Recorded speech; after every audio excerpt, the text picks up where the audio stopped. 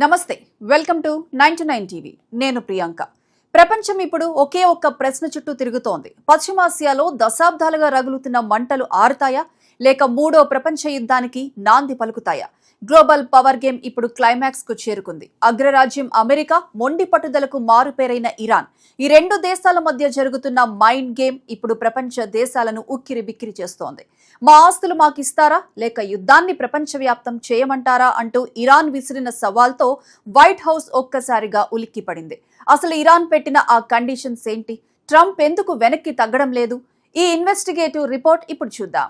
పశ్చిమాసియా ఒక నిప్పుల కొలిమి నిరంతరం క్షిపణుల మోత గాల్లో ఎగిరే యుద్ధ విమానాల హోరు ఇజ్రాయెల్ హమాస్ హిజ్బుల్లా పోరు వెనుక అసలైన చక్రధారి ఇరాన్ అని అమెరికా నమ్ముతోంది అయితే ఇప్పుడు ఇరాన్ అడుగుతోంది శాంతిని కాదు తమ హక్కును విదేశీ బ్యాంకుల్లో తుప్పు పడుతున్న తమ బిలియన్ల డాలర్ల నిధులను విడుదల చేస్తేనే తుపాకీ గొట్టాలు దించుతామని ఇరాన్ బాంబు పేల్చింది ఇరాన్ విదేశాంగ మంత్రిత్వ శాఖ చేసిన ప్రకటన ఇప్పుడు అంతర్జాతీయ రాజకీయాల్లో పెను సంచలనంగా మారింది ఇరాన్ విదేశాంగ శాఖ ప్రతినిధి ఇస్మాయిల్ బకాయి గొంతులో హెచ్చరిక ధ్వనించింది మేమేం భిక్ష అడగటం లేదు రాయితీలు కోరడం లేదు మాకు దక్కాల్సిన న్యాయబద్ధమైన హక్కుల గురించే అడుగుతున్నాం అంటూ ఆయన చేసిన వ్యాఖ్యలు అమెరికా దౌత్య నీతిని ప్రశ్నిస్తున్నాయి సముద్ర దిగ్బంధాన్ని ఎత్తివేయాలి చమురు ఎగుమతులపై ఆంక్షలు తొలగించాలి అన్నిటికీ మించి విదేశీ బ్యాంకుల్లో ఫ్రీజ్ చేసిన బిలియన్ల డాలర్లను తమకు అప్పగించాలి ఇవే ఇరాన్ పెట్టిన ప్రధాన డిమాండ్లు ఇవి నెరవేరితేనే పశ్చిమాసియాలో తుపాకులు మౌనం వహిస్తాయని ఇరాన్ స్పష్టం చేసింది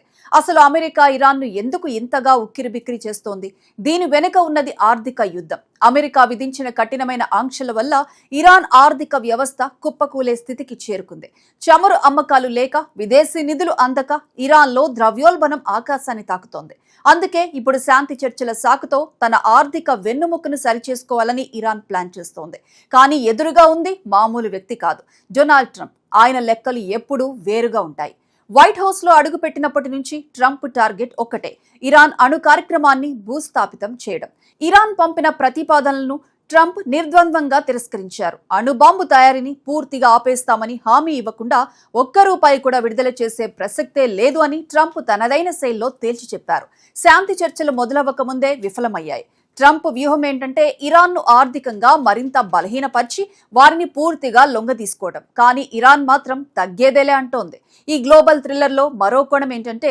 సముద్ర దిగ్బంధం హర్మూజ్ జలసంధి వంటి కీలక మార్గాలను నియంత్రించడం ద్వారా ప్రపంచ చమురు సరఫరాను అడ్డుకోగలమని ఇరాన్ బెదిరిస్తోంది అమెరికా ఆంక్షలు ఎత్తివేయకపోతే ప్రపంచ ఆర్థిక వ్యవస్థను దెబ్బతీస్తామని ఇరాన్ హెచ్చరిస్తుంది అటు ఇజ్రాయెల్ కూడా ఇరాన్ అణు కేంద్రాలపై దాడికి సిద్ధమవుతుండటంతో పరిస్థితి ఎటు దారి తీస్తుందో అర్థం కావటం లేదు ఇది కేవలం రెండు దేశాల మధ్య పోరు కాదు చమురు ధరలను ప్రపంచ మార్కెట్లను శాసించే భారీ అంతర్జాతీయ కుట్ర ఇప్పుడు అందరి కళ్ళు తదుపరి పరిణామాల మీద ఉన్నాయి ఇరాన్ తన డిమాండ్లను తగ్గించుకుంటుందా లేక ట్రంప్ తన మొండితనాన్ని వీడి బిలియన్ల డాలర్లను విడుదల చేస్తారా ఒకవేళ చర్చలు పూర్తిగా దారి తప్పితే పశ్చిమాసియాలో అణుయుద్ధం అనివార్యమా ఇరాన్ చెబుతున్న ఆ బిలియన్ డాలర్ల ఆస్తులు ఇప్పుడు ప్రపంచ శాంతిని నిర్ణయించే కీలక అంశాలుగా మారాయి మిత్ర దేశాలైన రష్యా చైనాల మద్దతుతో ఇరాన్ ఎంతవరకు వెళ్తుందో చూడాలి గ్లోబల్ పాలిటిక్స్ లో ఇప్పుడు నడుస్తున్న ఈ హై స్టేక్స్ గేమ్ లో ఎవరు గెలుస్తారో ఎవరు ఓడతారో చెప్పడం కష్టం ఆస్తుల కోసం ఇరాన్ ఆరాటం అణు నియంత్రణ కోసం అమెరికా పోరాటం